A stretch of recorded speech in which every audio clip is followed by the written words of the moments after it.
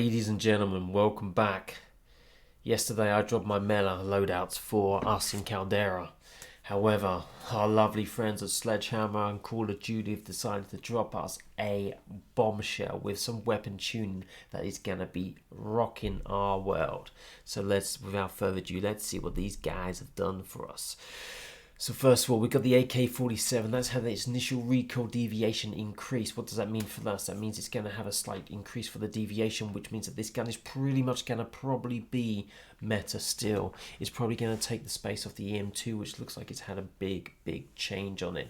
It also means the XM4 is going to be a great gun. A lot of people are going to be using that automaton or automaton, whatever you want to call it. That's what people might be using. For the EM2, they've changed the neck damage multiplier. It's decreased to 1.1, which used to be a 1.2, which was definitely why this gun was definitely clearly dominant in ourselves in Verdansk. The recoil magnitude increased, which means that this gun's going to be harder to control and use. The recoil deviation has been increased as well. So this gun might be knocked off the top spot as the main gun that the pros we're going to be using for competitive play. The Marksman Rifle, the crossbow Modern Warfare, neck damage increased to 250 up from 200. So a one-shot kill there. Upper torso damage increased to 240 up from 200. That's pretty much going to take someone totally down. Lower torso damage increased to 220 up from 200. This means that you might see some people rocking the crossbows. However, not for me. Not enough damage to make it a one-shot clear shot kill. And then we've got the Marksman Rifle, which we know as the KAR-98K. Flinch resistance decreased by 62%. The Marksman Rifle Charlie, Modern Warfare and the Swiss K31 from Black Ops Cold War have benefited greatly from heavily reduced flinch, an attribute which has been exclusive to aggressive snipers for quite some time. A considerable reduction to their base flinch resistance will require some accumulation as veteran snipers will find that they can no longer challenge assault rifles consistently while sustain fire in long-range engagements. Has this changed much at all? Depends on how much the attachments like focus affect our KR-98. Does that help us still? And the same with the Swiss with attachments that will help us with flinch resistance. That is to be seen. Will these snipers still be meta? We shall find out. Then we've got the R1 Shadow Hunter Black Ops Cold War. Neck damage increased to 250. Pretty much basically put the crossbows from Modern Warfare and from Black Ops Cold War pretty much on a par. So these are optimized, these both guns are making them the same across the board. Next up we have the Ballistic Knife. The upper torso damage increased to 248. So not killing someone, but pretty much down in the lower torso damage 225. Upper pretty much increased it across the board.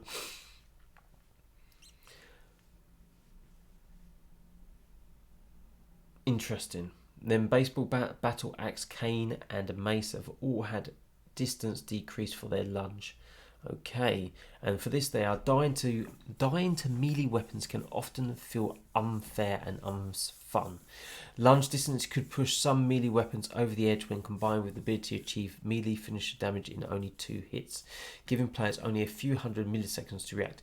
As a result, even fully kitted players could feel outmuscled in close quarters. Very true.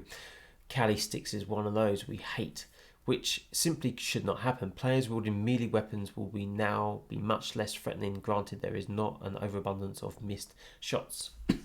Okay, Shotgun Bravo and Black Ops Cold War movement speed decreased by 1.2% and ADS movement speed decreased by 8.6%. With its inherent Black Ops Cold War mobility and generous magazine size, the Shotgun Bravo has remained a force to be reckoned with despite several balance changes. Reducing the Shotgun Bravo's Black Ops Cold War mobility will make it more susceptible to downsides one would expect from classes in its class. Without that mobility to quickly close the gap into its deadly maximum damage range, the Shotgun Bravo will become a more equitable selection. So we've already discussed on this, the Swiss K31 flinch resistance decreased by 62%, the same as for the KR-98.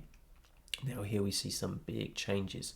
3 top tier guns, the Ots9, the submachine gun Alpha, which is the MP5, and the submachine gun Charlie in Modern Warfare is the MP5. So both modern MP5 guns and OTS have both had big reductions. So this means all 3 of these guns pretty much you could pretty much lock any 3 of these and they were clearly dominant in their categories. OTS was the main one that competitive play guys were using, and you could pretty much rock in the Cold War MP5 as well. The Modern Warfare MP5 was much better at that super close range up to like 10 or 11 meters. So let's see what they've done. So the Ots9 maximum damage decreased to 30 down from 31. Headshot damage multiplier decreased to 1.33 down from 1.52, so a big change there. For the MP5 Cold War one, the maximum damage decreased to 20 down from 31, massive change there. And the headshot damage multiplier decreased to 1.41 down from 1.45. The submachine gun Charlie Modern Warfare fire rate decreased to 0.8 down from 0.75. The sprint to fire speed decreased by 2.6. And note that these changes only affect Warzone. So quite a lot there happening. So their comment is, for the OTS has ruled over the short range space for some time, and changes to it will surely come as no surprise. As a preemptive measure, we will also be adjusting several weapons that have been waiting in the wings to take its place once dethroned.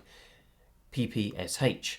While it is sad that see our favourite weapons take a hit to effectiveness, we feel the pool of viable short-range weapons will benefit from the anticipated adjustment. Note, an imminent update will further address Bloom and include adjustments to weapons including the PPSH-41.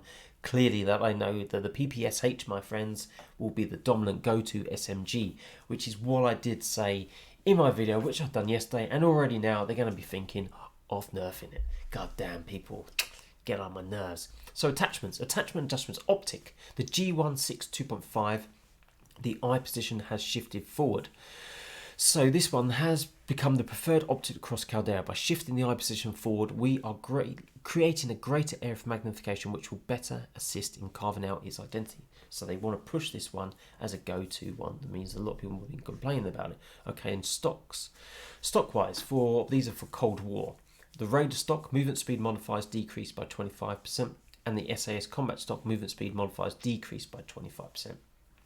So these two have had a pretty much little nerf, which will change up how things are. So guys, I'm pretty much going to have to change my meta for you guys and drop another video. But guys, love you, leave you, like it. Please comment on everything that you've seen today. What do you think will be the top meta that are coming out from this new update? What do you think of my metas that I've posted previously on top of this? Everything else, just make sure you guys like, subscribe, and I shall see you guys in Caldera. Over and out.